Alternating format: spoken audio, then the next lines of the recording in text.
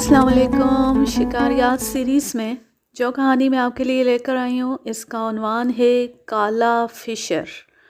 इसके मुसन्निफ़ हैं मकबूल जहांगीर। काले फ़िशर के लिए ये एहसास कितना अनोखा था कि माँ के पेट से निकलकर वो किसी और मकाम पर आ गया है। उसका बदन किसी नामालूम शे के बायस गीला गीला, दबा दबा और कहीं कहीं से पिचका हुआ था। उसके इर्द गिर्द ठंड थी, ऐसी ठंड जिसके सबब उसका नाइफ बदन बुरी तरह कांप रहा था। फिर उसके फेफड़ों में भटकी भारी और गैर साफ हवा पूरी कुव्वत से भरी। ये दुनिया में उसका पहला सांस था। उसे एहसास हुआ कि सांस लेने से खून उसकी रगों में दौड़ने लगा है और ठंड आहिस्ता आहिस्ता दूर होती जा रही है। लेकिन अभी वो देर तक मुसलसल सांस लेने के काबिल ना था। उसने अपनी स्याह थोथनी उठाई, इधर उधर कुछ सूंघा।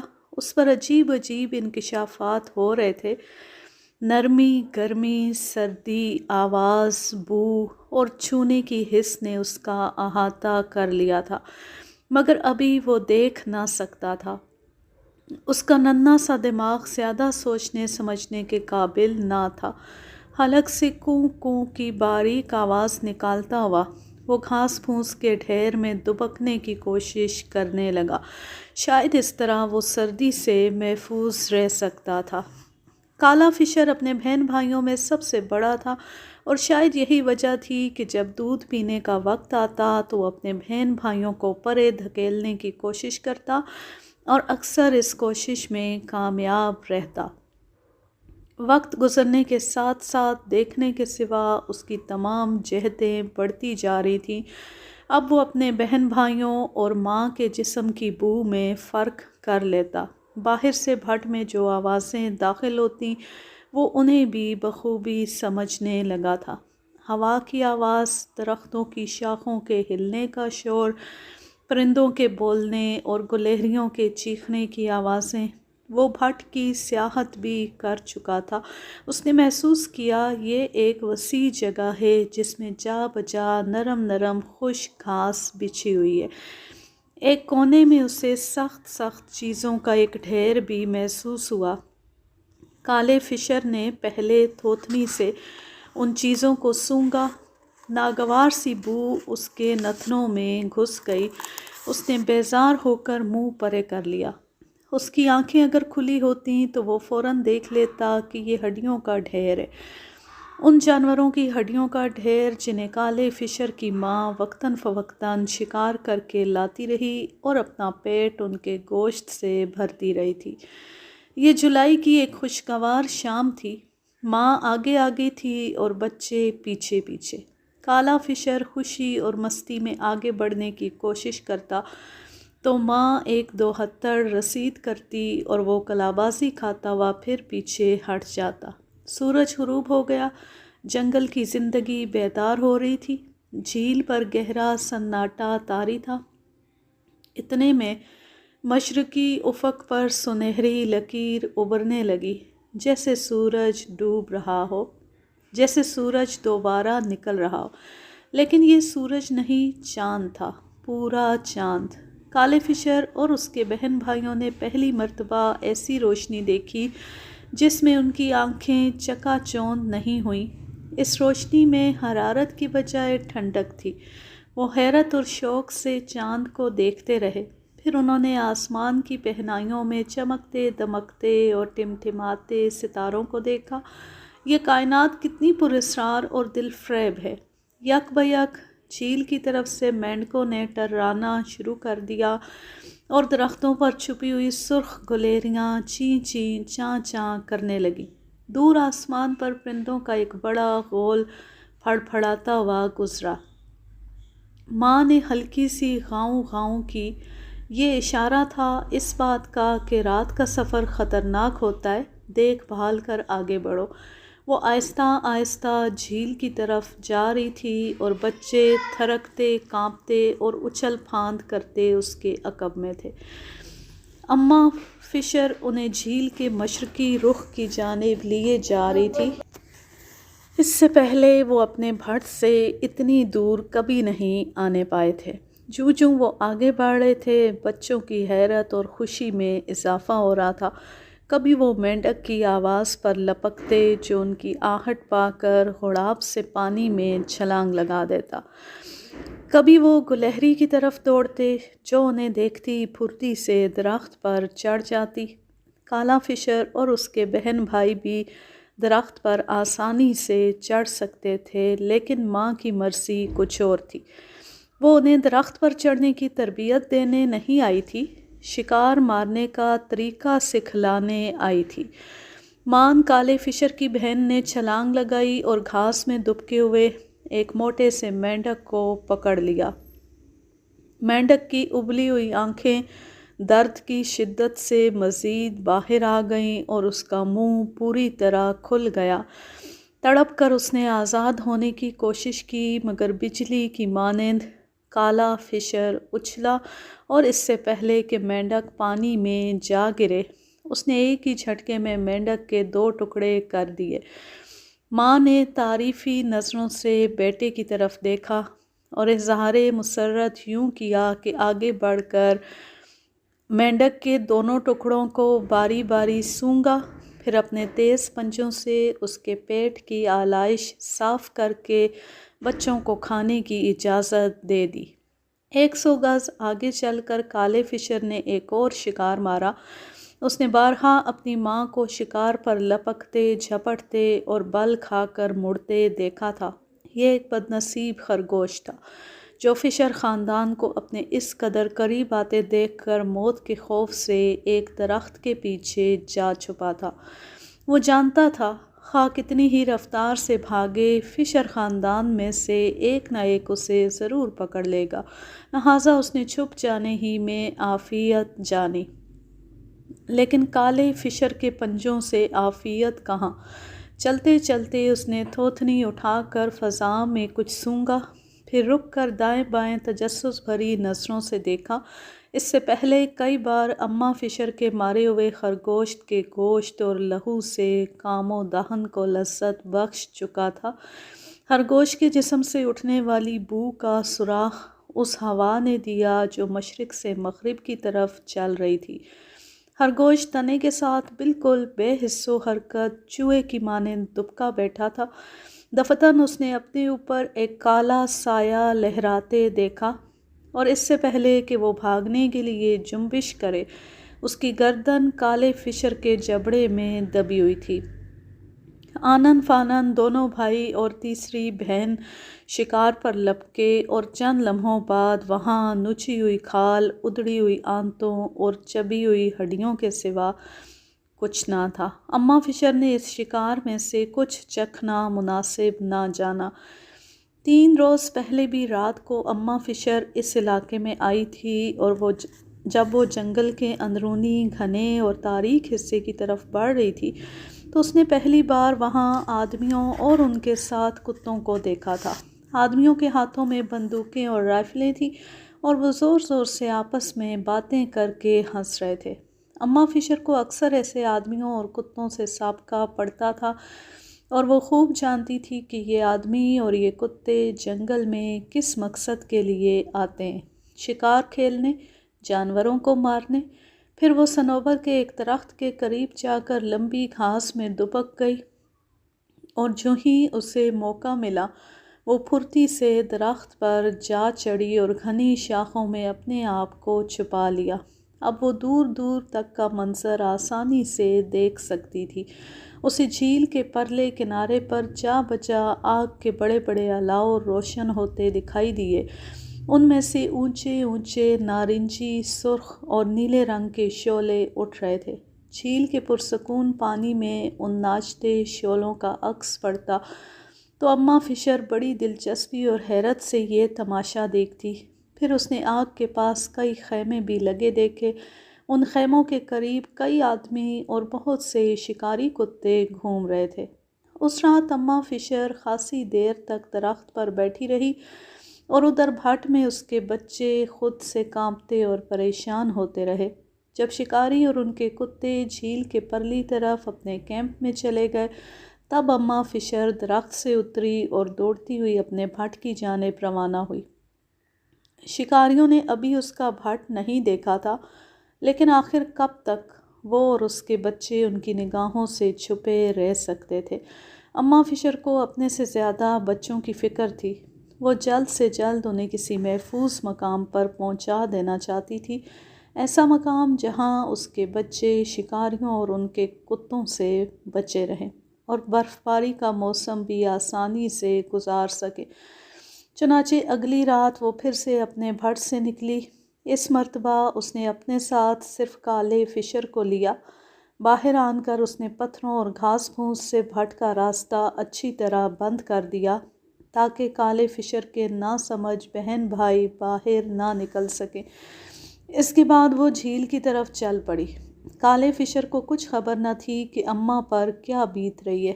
وہ سمجھ رہا تھا اماں اسے سیر کرانے کے لیے لے جا رہی ہے۔ یہی سوچ کر کالے فشر نے اچھل پھاند شروع کی، اور جب وہ ادھر ادھر کسی مینڈک، چوہے یا نیولے کی تاک میں ہررا ہررا کر بار بار بھاگنے لگا تو اماں فشر نے اسے بہت دھمکایا، 3-4 تمانچے بھی مارے اور آنکھوں میں آنکھیں ڈال کر سمجھایا کہ زیادہ اتراؤ مت، چپ چاپ چلو ورنہ اور پٹو گے۔ بھٹ سے 2 فرلانگ دور ہی انہیں آدمی دکھائی دے گئے۔ اس بار ان کے ساتھ شکاری کتے نہیں تھے۔ اماں اور کالا فشر دونوں فوراً گھاس میں دبک گئے۔ کالے فشر نے 2 ٹانگوں والے یہ جانور پہلی بار دیکھے تھے۔ وہ پلک جھپکائے بغیر انہیں دیکھتا رہا۔ اس کے ذہن میں عجیب عجیب سوال اور طرح طرح کے خدشے سر اٹھا رہے تھے، لیکن وہ اپنی ماں سے کچھ کہہ نہیں سکتا تھا اور نہ وہ اسے مزید کچھ سمجھا سکتی تھی۔ یہ اور بات ہے کہ فطرت کی اسی آواز نے کالے فشر کے کان میں کہا، ان 2 ٹانگوں والے جانوروں کو اچھی طرح دیکھ لو، انہیں خوب پہچان لو، یہ تمہاری اماں فشر کے اور تمہارے بہن بھائیوں سب کے جانی دشمن ہیں۔ اسی طرح ان کے پالتو کتے بھی تمہاری طاق میں ہیں۔ اگرچہ یہ ہیں تمہاری برادری کے جانور، مگر آدمیوں کی غلامی کا طوق ان کی گردنوں میں پڑ چکا ہے، اس لیے یہ اپنی جنس کے دشمن اور غیر جنس کے جاں نثار دوست ہیں، ان سے ہمیشہ ہوشیار خبردار رہنا۔ اور یوں کالے فشر نے دل میں ہمیشہ ہمیشہ کے واسطے طے کر لیا کہ اسے آدمیوں کو اپنا جانی دشمن سمجھنا ہے۔ یہی سوچ کر جب اس نے اپنی ماں کی طرف دیکھا تو وہاں بھی آنکھوں ہی آنکھوں میں یہی تلقین کی جا رہی تھی۔ واپس بھٹ میں پہنچ کر کالے فشر کو ایک لمحہ بھی چین نہ آیا۔ بار بار انہی آدمیوں کا تصور اس کے ننھے سے دماغ پر حاوی ہو جاتا۔ اپنا اضطراب اور بے چینی دور کرنے کے لیے وہ ماں کی آغوش میں پناہ لینے کی کوشش کرتا، مگر ہر بار دھتکار کر پرے ہٹا دیا جاتا۔ اب وہ دودھ پیتا بچہ تو نہیں رہا تھا جو ماں اسے اپنے ساتھ لپٹا لیتی یا پیار کرتی۔ وہ تو چاہتی تھی کہ بچے الگ ہو جائیں اور اپنی زندگی خود اپنے سہارے بسر کریں۔ اماں فشر کو آدمیوں سے زیادہ ان کے پالتو اور حد درجے وفادار کتوں سے خطرہ تھا۔ یہ نامراد نسل ذرا بھی بو پا لے تو شکاریوں کو گھسیٹ کر بھٹ تک آسانی سے لے جائے۔ کتوں کو دیکھ کر اماں فشر کی آنکھوں میں خون اتر آتا تھا۔ یوں بھی وہ اپنی گزشتہ 10 سال کی زندگی میں کم از کم 15-20 کتوں کو ڈھیر کر چکی تھی۔ کتوں سے خون ریز جنگ کا تصور ہی اماں فشر کے لیے ذہنی خوشی کا باعث بن جاتا تھا۔ وہ ڈھونڈ ڈھونڈ کر ایسی جگہوں پر جاتی جہاں اس کا آمنا سامنا کتوں سے ہو جاتا، اور جب تک وہ ایک آدھ کے خون سے اپنی پیاس نہ بجھا لیتی اسے کسی کل چین نہ آتا۔ لیکن اب وہ محض اپنے کم سن اور ناتجربے کار بچوں کی خاطر کتوں اور ان کے آقاؤں سے لڑائی مول لینا نہیں چاہتی تھی۔ یہی وجہ تھی کہ جھیل کے شمالی ساحل اور وہاں سے جنگل کے اندرونی محفوظ حصے میں پہنچنے کے لیے اماں فشر نے لمبا چکر لگایا۔ وہ لمبی لمبی گھاس، گہری اور خطرناک دلدل اور خاردار جھاڑیوں میں سے گزرتی اور بچوں کو ہزار دشوار طریقوں سے گزارتی ہوئی آگے بڑھ رہی تھی۔ راہ میں کئی ایسے جانور ملے جنہیں وہ آسانی سے شکار کر کے بچوں کے آگے ڈال سکتی تھی، مگر اماں فشر خاصی محتاط تھی۔ وہ جانتی تھی کہ جانوروں سے جنگ ہوگی، شور مچے گا اور آوازیں سن کر شکاری کتے اپنے آقاؤں کی معیت میں دوڑے دوڑے آئیں گے، لہٰذا وہ بچ بچا کر اپنی راہ چل رہی تھی۔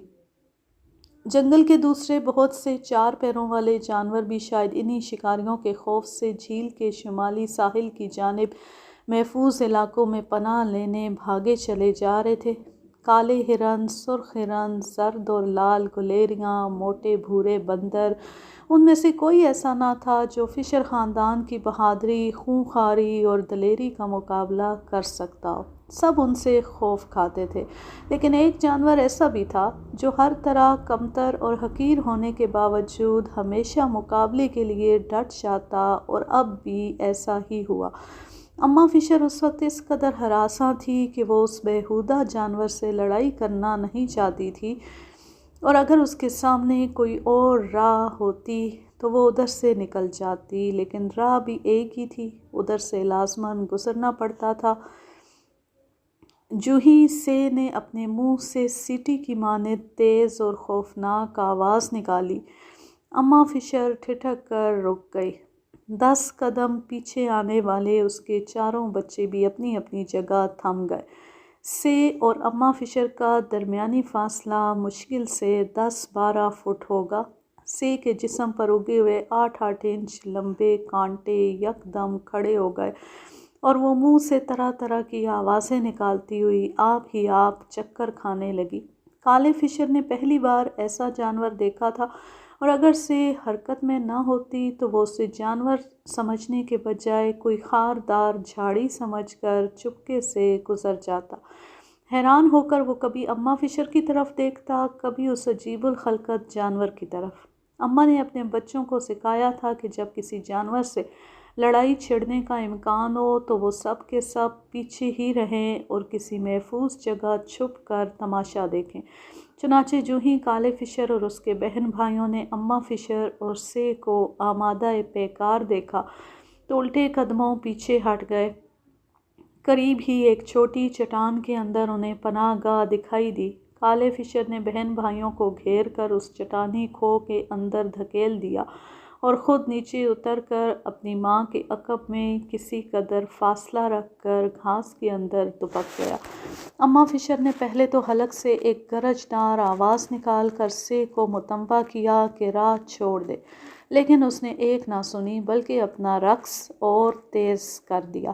رقص کے ساتھ سے کے جسم میں ایک حیرت انگیز تغیر رونما ہونے لگا۔ اس کا بدن پھول کر پہلے سے 2 گنا دکھائی دینے لگا۔ لمبے لمبے نوکیلے کانٹے جو چہرہ چھوڑ کر سارے بدن پر اگے ہوئے تھے اب تھر تھرانے لگے اور ایک دوسرے سے الگ الگ ہو گئے۔ اماں فشر نے ایک دھمکی اور دی اور آگے بڑھ کر ایک تھپڑ سے کے منہ پر مارا۔ چشم زدن میں سے بجلی کی طرح لپکی، اور اگر اماں فشر پھرتی سے ایک طرف نہ ہٹ جاتی تو سے کے کانٹوں سے اس کا منہ چھلنی ہو چکا ہوتا۔ اپنا وار خالی جاتا دیکھ کر سے نے اچھل کر دوسرا حملہ کیا۔ اماں فشر گھبرا کر پیچھے ہٹی۔ اس بار سے کی دم درخت کے تنے پر زور سے لگی اور کانٹوں کی بڑی تعداد سے کے بدن سے الگ ہو کر تنے میں کھپ گئی۔ اماں فشر نے سے کو ایک چکر اور دیا۔ تیسرے حملے میں سے کے بدن سے کچھ اور کانٹے الگ ہو گئے۔ کالا فشر اماں کی چالاکی سمجھ گیا۔ وہ سے کو اشتعال دلا دلا کر مجبور کر رہی تھی کہ بار بار اپنی دم تنے پر مارے تاکہ کانٹے گرتے چلے جائیں۔ سے کا غصہ دم بدم بڑھتا جا رہا تھا۔ وہ بڑھ بڑھ کر اماں فشر پر حملہ کرتی مگر ہر بار ناکام رہتی۔ دونوں کی بے پناہ چیخوں اور ہرراٹوں سے جنگل لرز رہا تھا۔ اماں فشر لڑائی میں غالباً یہ بھی بھول گئی کہ شکاری اور ان کے کتے قریب ہی ہیں۔ دفتن ایک ہولناک گرج کے ساتھ سے اپنی جگہ سے اچھلی اور اماں فشر پر آن گری۔ اس نے اپنے اگلے دونوں پنجے اماں فشر کی آنکھوں میں گاڑ دیے اس مرتبہ اماں فشر گھن چکر بن گئی۔ اس کے حلق سے ڈراؤنی آوازیں نکل رہی تھیں۔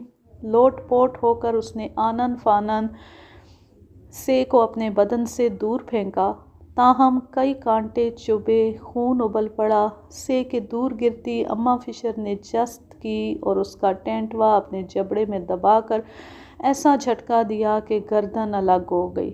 سے کا دھڑ چند لمحوں تک کانپتا، تڑپتا اور تھر تھراتا رہا، پھر بے جان ہو گیا۔ سے کے مرتے ہی کالا فشر چھلانگیں لگاتا ہوا اماں کے قریب آ گیا، اور جب اس نے اپنی ماں کا لہو لہان چہرہ دیکھا تو ڈر کر پیچھے ہٹ گیا۔ پھر اس نے مری ہوئی سے کو سونگھا، پنجوں سے اس کا جسم خوب ادھیڑا۔ اس اثناء میں اس کے بہن بھائی بھی اپنی کمین گاہ سے نکل آئے تھے اور ماں کی حالت سے بے پرواہ ہو کر سے کے گوشت کا مزہ چکھ رہے تھے۔ دفتن جنگل کے جنوبی رخ کی طرف سے کتوں کے بھونکنے اور دوڑنے کی آواز آئی۔ اماں فشر نے ہلکی سی ہرراہٹ بلند کی۔ یہ اشارہ تھا کہ دشمن آن پہنچا، فوراً بھاگو۔ چنانچہ کالا فشر اور اس کے بہن بھائی چٹانی کھو میں گھس گئے۔ اماں فشر کو جس بات کا خطرہ تھا وہ اب اپنی بھیانک شکل میں نمودار ہو گیا۔ سب سے پہلے جو کتا اس کے سامنے آیا وہ بلند ڈیل ڈول کا تھا۔ اماں فشر کو خون میں لت پت دیکھ کر وہ فوراً رکا اور دانت نکال کر ہررانے لگا۔ اماں فشر کے جسم کا ایک ایک بال کھڑا ہو گیا۔ چیتے کی مانند اپنے دونوں اگلے پنجوں سے اس نے مٹی اڑائی، دم دبا کر کمر جھکائی اور پوری قوت سے کتے پر جست کی۔ کتا اس اچانک حملے کے لیے تیار نہ تھا۔ اس سے پہلے کہ وہ پیچھے ہٹے اماں فشر نے اسے دبوچ لیا۔ سے خون ریز جنگ کے باوجود اماں فشر میں ابھی اتنی ہمت باقی تھی کہ کتے کی تکہ بوٹی کر سکے۔ اپنی حد تک کتے نے جان بچانے کی بڑی کوشش کی، لیکن ایک بار ٹینٹوا اماں فشر کے جبڑے میں آ جانے کے بعد کتا تو درکنار، شیر اور چیتا بھی جان نہیں بچا سکتا۔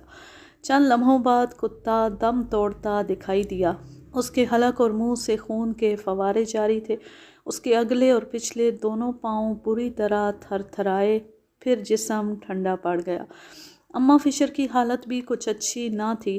اس کے منہ کے دونوں کناروں سے سفید سفید جھاگ بہہ رہا تھا۔ سے کے کچھ کانٹے کتے سے لڑائی میں جھڑ چکے تھے، باقی جسم کے دوسرے حصوں میں پیوست تھے۔ ابھی وہ دم لینے بھی نہ پائی تھی کہ دوسرا قوی ہیکل کتا فراٹے بھرتا ہوا آیا۔ اس کی آنکھوں سے جیسے شعلے لپک رہے تھے۔ اس کا انداز اس قدر وحشیانہ اور جارحانہ تھا کہ اماں فشر بھی گھبرا کر کئی گز پیچھے ہٹ گئی۔ آئرش نسل کے نہایت خونخوار شکاری کتے سے لڑنا اتنا آسان بھی نہ تھا۔ قد و قامت اور قوت میں وہ اماں فشر سے زیادہ نہیں تو کم بھی نہ تھا۔ ناگہاں اس کی نگاہ اپنے ساتھی کتے کی ادڑی ہوئی خون آلود لاش پر پڑی۔ کتے کی حالت میں یک لخت عظیم تغیر رونما ہوا۔ وہ پلٹا اور اپنی دم ٹانگوں میں دبا کر برق رفتاری سے ادھر بھاگ گیا جدھر سے آیا تھا۔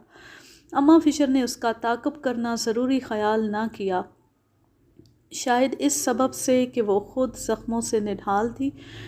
اس نے آواز دے کر بچوں کو پاس بلایا۔ وہ چاروں ڈرتے کانپتے قریب آئے۔ اماں فشر انہیں کتے کی لاش کے پاس لے گئی، خود اسے سونگھا، پھر بچوں کو معائنہ کرنے کا اشارہ کیا۔ کالے فشر نے نہ صرف ہمیشہ کے لیے کتے کی بو پہچان لی بلکہ اس کے خون اور گوشت کا ذائقہ بھی چکھا۔ اسے کچھ زیادہ پسند نہ آیا۔ فطری طور پر اسے فوراً احساس ہو گیا کہ یہ جانور بھی گوشت خور تھا، اسی لیے اس کے لہو اور گوشت میں وہ مزہ نہ تھا جو خرگوش، چوہے، نیولے یا سے میں ملتا تھا۔ کتے کو وہیں چھوڑ کر فشر خاندان آگے روانہ ہوا۔ اب ان کے راستے میں کوئی رکاوٹ نہ تھی۔ اماں فشر ڈگمگا رہی تھی، لڑکھڑا رہی تھی، اس سے چلا نہیں جا رہا تھا۔ کالے فشر نے اس کی یہ حالت دیکھی مگر وہ کچھ بھی نہیں کر سکتا تھا۔ وہ اماں فشر سے ڈرتا تھا اور جانتا تھا کہ اسے روکنا ممکن نہیں۔ پھر ایسا ہوا کہ فائروں کی آواز سے جنگل گونج اٹھا۔ کتوں کی ایک فوج نے یکا یک انہیں گھیر لیا۔ ان کتوں کے پیچھے پیچھے کئی شکاری بھی تھے، ان کے ہاتھوں میں رائفلیں تھیں۔ کالے فشر کو صرف اتنا یاد ہے کہ اماں فشر اور اس کے بہن بھائی وہیں ڈھیر ہو گئے تھے۔ شکاریوں نے پہلے انہیں گولیوں کا نشانہ بنایا، پھر کتوں نے سسکتے اور خون میں نہائے ہوئے فشر خاندان کی تکہ بوٹی کر ڈالی۔ کالا فشر صنوبر کے ایک درخت کی آڑ میں دبک گیا تھا، لیکن ایک کتے نے اسے دیکھ کر حملہ کیا اور اپنے دانت کالے فشر کے دائیں پہلو میں گاڑ دیے۔ کالا فشر بھننا گیا، اس نے بڑی مشکل سے اپنے آپ کو خونخوار کتے سے چھڑایا اور ہمت کر کے بلند درخت پر چڑھ گیا۔ کتے نے تھوڑی دیر تک تنے کے ارد گرد چکر لگایا، پھر مایوس ہو کر اپنے ساتھیوں سے جا ملا۔ کالا فشر درخت کی شاخوں اور پتوں میں چھپا ہوا شکاریوں کو دیکھتا رہا۔ پہلی بار اس نے اپنے دل میں آدمیوں کے لیے نفرت، حقارت اور عداوت کے جذبات ابلتے ہوئے محسوس کیے۔ صبح تک وہ وہیں بیٹھا رہا۔ شکاری جا چکے تھے۔ نیچے اماں فشر اور اس کے بہن بھائیوں کی لاشوں کے وہ بچے کھچے حصے پڑے تھے جنہیں کتے اپنا پیٹ بھرنے کے بعد چھوڑ کر چلے گئے تھے۔ کالے فشر کے دائیں پہلو میں بڑا سا زخم تھا اور اس میں سے خون رس رس کر جم گیا تھا۔ وہ بے حد کمزوری محسوس کر رہا تھا۔ ڈرتے ڈرتے وہ درخت سے اترا۔ ایک دو لمحے رک کر اس نے اپنی ماں اور بہن بھائیوں کی لاشوں کو سونگھا، پھر تیزی سے شمال کی جانب روانہ ہو گیا۔ وہ جھاڑیوں کے اندر سے گزر رہا تھا اور اتنا چوکنا تھا کہ ذرا پتا کھڑکتا تو وہ وہیں دبک جاتا۔ اس طرح اس نے سورج نکلنے تک خاصا فاصلہ طے کر لیا۔ اب وہ جھیل کے شمالی ساحل پر پہنچ چکا تھا۔ یہاں آ کر کالے فشر کی طاقت اور ہمت جواب دے گئی۔ ایک جھاڑی میں سے گزرتے ہوئے اس کا زخم دوبارہ کھل گیا تھا اور اسے بے انتہا اذیت ہو رہی تھی۔ بار بار وہ لڑکھڑا کر گرا مگر دوبارہ اٹھ کر آگے چلا۔ شدت تکلیف سے اس کے بدن کا رواں رواں لرز رہا تھا۔ زبان آدھی سے زیادہ باہر نکل آئی تھی۔ وہ ہانپتے ہوئے چند قدم چل کر تھک جاتا، گردن موڑ کر اپنا زخم دیکھتا اور پھر آگے چل دیتا۔ دفعتاً اس نے محسوس کیا کہ کوئی جانور اس کے تعاقب میں ہے۔ اس احساس نے کالے فشر کے اندر ایک نئی طاقت پیدا کر دی۔ پھر اس نے اپنے حریف کو دیکھ لیا۔ یہ بھوری نسل کا ایک جوان اور توانا لومڑ تھا جو للچائی ہوئی بلکہ کھا جانے والی نظروں سے کالے فشر کو گھور رہا تھا۔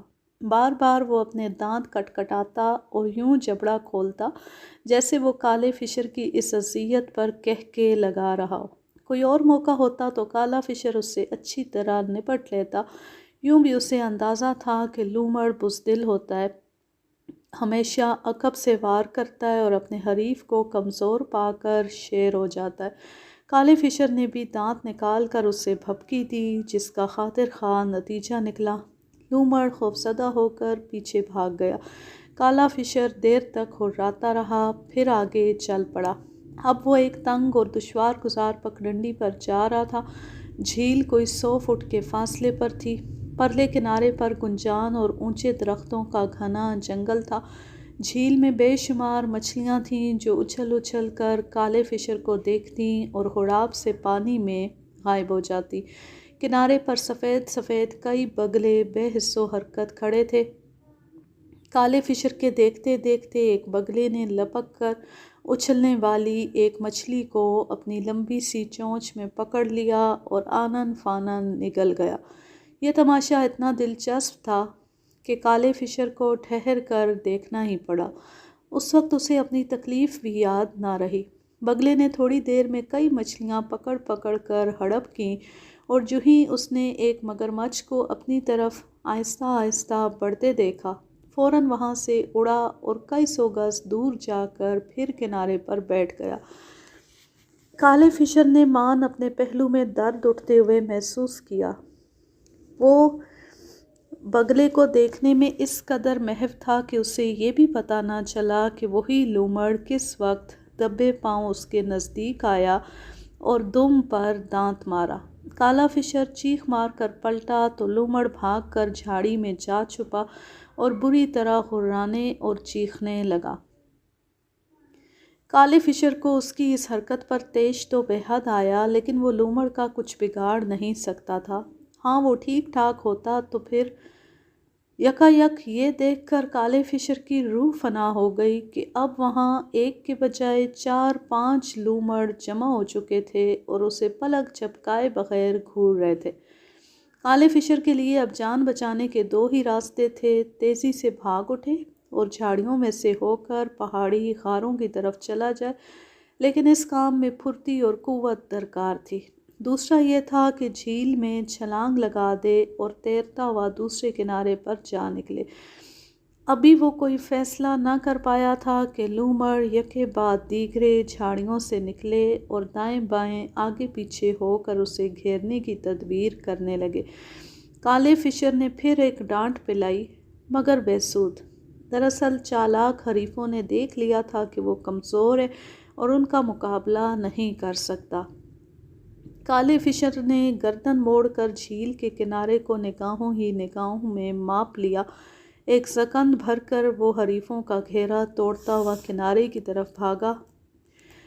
لومڑ اس سے زیادہ تیز رفتار تھے۔ انہوں نے کالے فشر کو راستے ہی میں جا لیا۔ یہ ایک خون ریز اور ہولناک جنگ تھی جو کالے فشر کو زندگی میں پہلی بار لڑنی پڑی۔ اس نے زخمی اور تھکا ہوا ہونے کے باوجود اماں فشر کے داؤ پیچ پر عمل کرتے ہوئے 2 لومڑوں کو لہو لہان کر دیا۔ بقیہ حریف پیچھے ہٹ گئے، لیکن جو ہی کالے فشر نے کنارے کا رخ کیا وہ پھر لپکے اور اس مرتبہ انہوں نے کالے فشر کو اپنے دانتوں کی باڑ پر دھر لیا۔ دائیں پہلو میں درد کی ایک زبردست ٹیس اٹھی جس سے کالے فشر کی جان پر بن گئی۔ ادھر ایک لومڑ نے اس کا کان چبا ڈالا۔ کالے فشر نے آخری بار کوشش کی اور اچھل کر ایک لومڑ کی گردن اپنے مضبوط جبڑے میں دبوچ لی۔ دوسرے ہی لمحے اس کا دایاں نوکیلا پنجہ لومڑ کے نرم نرم پیٹ کی باریک کھال ادھیڑتا ہوا نکل گیا۔ اپنے ساتھی کا یہ حشر دیکھ کر تعاقب کرنے والے 3 لومڑ خوفزدہ ہو کر بھاگے۔ کالے فشر نے تھوڑی دور ان کا پیچھا کیا اور یہ دیکھ کر اب وہ واپس نہ آئیں گے گرتا پڑتا کنارے کی طرف بڑھا۔ اسے یاد نہیں کہ وہ کس طرح کنارے تک پہنچنے میں کامیاب ہوا۔ جب اس نے یخ بستہ گہرے پانی میں چھلانگ لگائی تو اسے یوں لگا جیسے اس کا بچا کھچا خون جم گیا ہے۔ وہ غوطے کھانے اور ٹانگیں چلانے لگا۔ فطری طور پر وہ تیرنا جانتا تھا، لیکن اسے پانی کے بہاؤ کا کوئی اندازہ تھا نہ تجربہ، بلکہ یوں کہیے کہ جھیل کے پانی میں اترنے کا یہ پہلا موقع تھا۔ بے بسی اور بے چارگی سے کالے فشر نے دائیں بائیں سہارے کی تلاش میں نظریں دوڑائیں۔ پانی بار بار اس کی ناک میں گھس رہا تھا جس سے اسے مزید اذیت پہنچ رہی تھی۔ اس کے ہوش و حواس رفتہ رفتہ جواب دے رہے تھے۔ اس نے اپنے آپ کو لہروں کے بہاؤ پر چھوڑ دیا۔ یکایک اس نے اپنے برابر سے ایک اکھڑے ہوئے درخت کو نکلتے دیکھا۔ نامعلوم درخت کا یہ مضبوط اور موٹا تنا کیوں کر جھیل میں آن کر پڑا تھا۔ کالے فشر نے جسم کی ساری طاقت جمع کر کے اگلے پنجے بڑھائے اور درخت کے تنے میں گاڑ دیے۔ کچھ دور وہ اسی طرح درخت کے ساتھ لگ کر بہتا رہا، پھر ہمت کر کے اس نے جست کی اور تنے پر چڑھ گیا۔ عین اسی لمحے اس نے دیکھا کہ مگرمچھ پانی سے باہر اپنی تھوتنی نکالے اس کا تعاقب کر رہا ہے۔ پھر ایسا ہوا کہ کالے فشر کی آنکھیں خوف، نکاہت اور تکلیف سے خود بخود بند ہو گئیں۔ اس نے موت کو اپنے سر پر منڈلاتے دیکھ لیا تھا۔ آج کے لیے بس اتنا ہی۔ اب میں لیتی ہوں آپ سے اجازت۔ جہاں رہیں خوش رہیں، شاد و آباد رہیں، ہنستے مسکراتے رہیں، اور اس کہانی کا دوسرا اور آخری حصے کے لیے تھوڑا سا انتظار کیجیے۔ اللہ حافظ، اللہ نگہبان۔